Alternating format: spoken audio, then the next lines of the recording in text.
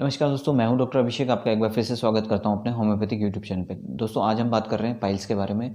Piles क्या हैं और क्यों हो जाती हैं, कितने तरह की पाइल्स होती हैं। सबसे पहले हमें जानना ये ज़रूरी है कि पाइल्स में जो लोगों को लगता है कि मेरे खून आ रहे हैं या मेरे सूजन आ चुकी है मेरे मल द्वार के यहाँ या गुदा द्वार के यहाँ, एनस रीजन के चारों तरफ, और वहाँ से ड्यूरिंग स्टूल, पखाना करते वक्त या पखाने से पहले या पखाने के बाद खून की पिचकारी आना या खून निकलना शुरू हो चुका होता है। तो ये एक कॉमन वे में लोग पाइल्स के रूप में इसे आइडेंटिफाई करते हैं कि मुझे पाइल्स हो रहा है। लेकिन पाइल्स को 3 कैटेगरी में डिवाइड किया गया है। पहला कि आपको जो है ड्यूरिंग स्टूल या आफ्टर स्टूल, आपको पास आउट करते वक्त, पखाना करते वक्त, उसके बाद आपके खून निकले, यानी कि खून की पिचकारी निकले, खून के धब्बे, खून के बूंद, ड्रॉप्स गिरने लगे, तो ये ब्लीडिंग हेमरोइड्स के रूप में जाना जाता है। यानी कि ऐसे हेमरोइड्स जहाँ से ब्लीडिंग होना शुरू हो गई। और किसी में जो होता है, ब्लीडिंग भी नहीं होती है, दर्द भी नहीं होता है, और केवल सूजन के रूप में एक चारों तरफ एनल रीजन के चारों और या गुदा द्वार के चारों तरफ एक सूजन के रूप में उभरा हुआ स्ट्रक्चर दिखाई देता है, और वो भी ड्यूरिंग स्टूल या बैठते वक्त उन्हें फील होता है। तो यहाँ दर्द नहीं होगा और साथ ही साथ ब्लीडिंग भी नहीं होगी। तो ये केवल उभार सा दिखाई दे। और तीसरा जो होता है, वहाँ पर आपको तेज सीवियर दर्द होता है लेकिन ब्लीडिंग नहीं होती। दर्द होता है स्टूल पास आउट करते वक्त, सूजन भी रहती है, लेकिन ब्लीडिंग, खून नहीं निकलता है डॉक्टर साहब। तो ये 3 कैटेगरी है, क्योंकि तीनों तरह के पेशेंट हैं और वो आजकल सबसे कॉमन हो चुके हैं। क्योंकि इसके पीछे का रीज़न हमें जानना बहुत ज़्यादा ज़रूरी है। पाइल्स के काफ़ी पेशेंट आ रहे हैं और विदाउट एनी सर्जरी वो ठीक होकर के जा रहे हैं। क्योंकि थोड़ा सा पेशेंस रख के, मेडिसिन और लाइफस्टाइल को मेंटेन करके, आप पाइल्स को पूरी तरीके से रिमूव कर सकते हैं अपनी लाइफ से, अपने बॉडी से। दोस्तों, शुरू करते हैं। मैं हूं डॉक्टर अभिषेक और आपका एक बार फिर से स्वागत करता हूं अपने होम्योपैथिक यूट्यूब चैनल पे। दोस्तों, अगर आपने चैनल को अभी तक सब्सक्राइब नहीं किया है तो प्लीज़ चैनल को सब्सक्राइब कीजिए, क्योंकि हम यहाँ उन चीज़ों के बारे में, उन डिजीज़ के बारे में और उन लाइफ स्टाइल के वो थॉट्स और होम्योपैथी के वो ज्ञान के बारे में बात करते हैं जो आपको बिना किसी ऑपरेशन, बिना किसी सर्जरी, बिना किसी हार्मफुल साइड इफ़ेक्ट के एकदम क्योर कर सके। तो वो मेडिसिन केवल और केवल होम्योपैथी में अवेलेबल हैं और काफ़ी चीपेस्ट हैं, काफ़ी सस्ती हैं। होम्योपैथिक मेडिसिन्स काफ़ी सस्ती हैं। तो शुरू करते हैं दोस्तों, बात करते हैं पाइल्स के कोज़ के बारे में, क्योंकि हर डिजीज़ का कोज़ जानना सबसे ज़्यादा नेसेसरी है। जब अगर हम कोज़ को हटा देंगे, उस कारण को हटा देंगे कि जिस कारण से हमें बीमारी हुई है, तो आधे से ज़्यादा 60 to 80% डिजीज़ वहीं क्योर हो जाएगी। तो सबसे कॉमन कॉज जो है पाइल्स का, वो है कॉन्स्टिपेशन। अगर आपको कब्जियत बनी हुई रहती है लंबे समय से, और साथ ही आपको हार्ड स्टूल आ रहा है, स्टूल जो है सॉफ्ट ना होकर के हार्ड आता है और उसी के लिए आपको प्रेशर लगाना पड़ता है, तो ये रीज़न रहता है। Constipation is the first and the common reason behind piles और हेमरॉइड्स। वो ब्लीडिंग हो, नॉन ब्लीडिंग हो, पेनफुल हो या नॉन पेनफुल हो, तो ये सारे जितने भी वेराइटीज़ हैं पाइल्स की, उन सब में कॉमन रीज़न है कॉन्स्टिपेशन। कॉन्स्टिपेशन है आपके अंदर लैक ऑफ फाइब्रस फूड या लैक ऑफ वाटर इनटेक अगर आप कर रहे हैं, तो भी कॉन्स्टिपेशन रहेगा और आपके अंदर पाइल्स डेवलप होंगे या होने की संभावना, टेंडेंसी रहेगी। दूसरा रीज़न है, अगर आप कंटिन्यूसली, आपका सिटिंग जॉब है या आप 6 to 8 आवर्स जो है कंटिन्यूसली एक सीट पर बैठ कर ही काम कर रहे हैं, ऑफिस वर्कर हैं, या फिर कहीं एक ऐसे वर्क में इन्वॉल्व हैं जहाँ पर आपको कंटिन्यूसली एक ही चेयर पे, एक ही सीट पर बैठ करके 6 to 8 आवर्स निकालने पड़ते हैं, आपकी फ़िज़िकल एक्टिविटी कम है, फिज़िकली एक्टिव नहीं हैं आप, आपकी डाइट हैबिट ऐसी है कि आप ज़्यादातर बाहर का खाना खा पा रहे हैं या खा रहे हैं, तो वहाँ पर भी आपको पाइल्स होने के चांसेस रहेंगे। ओबेसिटी अगर आपके अंदर पहले से है, तो वो भी एक डिसीज़ कोज करती है आपके पाइल्स या हेमोरॉइडल कंडीशन का होने का। अभी बात करते हैं कि हेमोरॉइड्स हो क्यों जाते हैं। ये तो हमने देख लिया कि पाइल्स कॉन्स्टिपेशन की वजह से लंबे समय तक अगर लगातार हम एक जगह बैठे रहते हैं और हमारी हैबिट है ये, और हमारे अंदर फिज़िकल एक्टिविटी नहीं है, तो इन वजह से पाइल्स हो रहा है। पाइल्स में होता क्या है, क्यों सूजन आ जाती है या ऐसा क्या हो जाता है।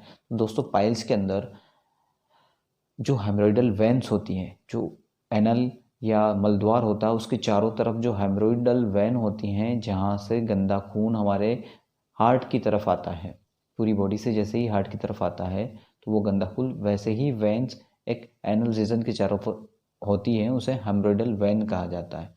तो इस हेमरोइडल वेन में कॉन्स्टिपेशन और हार्ड स्टूल की वजह से जब इंसान प्रेशर लगाएगा अपने उस स्टूल को निकालने के लिए, तो वहाँ उस प्रेशर की वजह से वो ब्लड इकट्ठा हो जाता है, और वो ब्लड उन वेंस में इकट्ठा हो जाने की वजह से वहाँ पर एक वेरिकोज वेंस की तरह ही सूजन आना शुरू हो जाती है। और वो ही सूजन जो होती है वो हमें फील होती है बैठते वक्त या ड्यूरिंग स्टूल के दौरान, हमें एक गुच्छा सा दिखाई देना लग जाता है। किसी में वो ब्लीड कर जाता है, क्योंकि उन्हें कॉन्स्टिपेशन जो होता है लगातार बना हुआ रहता है, तो ब्लीडिंग कर जाता है और वो ज़्यादातर पेनफुल होता है। किसी किसी कंडीशन में वो पेन नहीं करता। तो यही हेमरोइड्स होते हैं। फिस्चुला अलग होता है दोस्तों। फिस्चुला ये होता है कि फिस्चुला में एक एक पाथवे बन जाता है स्टूल का, एनल रीजन से, एनल कैनाल से ना निकल करके एक पाथवे अलग से बन जाता है। वहाँ से सिक्रेशन ऑफ स्टूल या कोई भी लिक्विड पस वगैरह वहाँ से निकलना लग जाता है, एक छेद अलग बन जाता है, तो वो फिस्चुला कहलाता है। तो फिस्चुला अलग है, पाइल्स अलग है, तो इनमें कंफ्यूज नहीं होना है हमें। अब बात करते हैं कि ऐसी कौन सी homeopathic medicine mode of treatment है जिससे हम पाइल से पूरी तरीके से निजात पा लें। तो दोस्तों सबसे कॉमन अगर कॉन्स्टिपेशन के लिए हम बात करें तो वो नक्सोमी का 200 की हमें डोज लेनी है। नक्सोमी का एक ऐसी मेडिसिन है जो आपके कॉन्स्टिपेशन डाइजेस्टिव ट्रैक को इतना अच्छा कर देगी कि आपकी कॉन्स्टिपेशन की वजह से जो भी गड़बड़ी यहाँ हो रही है, हार्ड स्टूल हो रहा है, आपको पास करने में दिक्कत आ रही है, ब्लीडिंग होती है इवन, तो वहाँ पर भी ये कॉन्स्टिपेशन में आपकी पूरी हेल्प करेगी और आपके स्टूल को नॉर्मल होने में हेल्प करेगी। नक्सोमी का 200 में, क्रॉनिक कंडीशन है, 200 में आपको दिन में 3 बार ये 2-2 ड्रॉप आधा कप गुनगुना पानी में आपको दिन में 3 बार भूखे पेट लेनी है। अगर ग्लोब्यूल्स में ले रहे हैं तो 4 से 6 गोली आप ग्लोब्यूल्स में ले सकते हैं। अगर आपको एक्यूट कंडीशन में अगर कॉन्स्टिपेशन की दिक्कत है और फिर भी आपको पाइल्स की प्रॉब्लम फील हो रही है, तो वहाँ पर आप इसे दिन में 2 बार लें। दोस्तों बात करता हूँ मैं कि हेमरोइडल वेन्स के फूल जाने की वजह से ब्लीडिंग होती है। एक पिचकारी सी बिफोर स्टूल, जैसे ही आप स्टूल के लिए बैठते हैं पखाने के लिए, वहाँ पे खून की बूंदें ड्रॉप गिरती है, या फिर आपके स्टूल पास हो जाने के बाद खून की बूंदें गिरती है, क्योंकि जैसे ही कंस्ट्रक्शन होता है एनल रीजन का, तो वो ड्रॉप्स, वो ब्लड नीचे गिर जाता है। तो यहाँ पर हम हेमामेलिस 200 का प्रयोग करेंगे। हेमामेलिस एक ऐसी बेहतरीन दवा है जहाँ इस ब्लीडिंग को रोकने में काफ़ी हेल्प करेगी, और तत्काल आपकी ये ब्लीडिंग जो होती है, ड्रॉप गिर रहा है और जो आपकी टेंशन है वो बंद हो जाएगी 2 से 10 दिन के अंदर में। ये ड्रॉप गिरना बंद हो जाएंगी। लेकिन हमें नक्सोमिक का 200 का भी यूज़ करना है ताकि हमें कॉन्स्टिपेशन ना हो। हम यूज़ करें अच्छे से अच्छे फाइबरस फ्रूट्स का, फाइबरस डाइट का, अपनी डेली लाइफ की जो डाइट प्लान है उसके अंदर फाइबर को हम ज़्यादा से ज़्यादा यूज़ करें। तीसरी मेडिसिन की बात करता हूँ तो मैं वो आती है एस्कुलस। एस्कुलस एक ऐसी गजब की दवा है दोस्तों, जहाँ पर पेन, हेमरोइड के साथ शार्प पेन हो रहा है, इतना तेज दर्द होता है कि वो असहनीय होता है, इतना तेज होता है, और उसके अंदर उसको गुच्छे के रूप में बाहर एक्सटर्नल निकला हुआ एक उभार सा दिखाई देता है पर्सन को, लेकिन वो ब्लीड नहीं करता।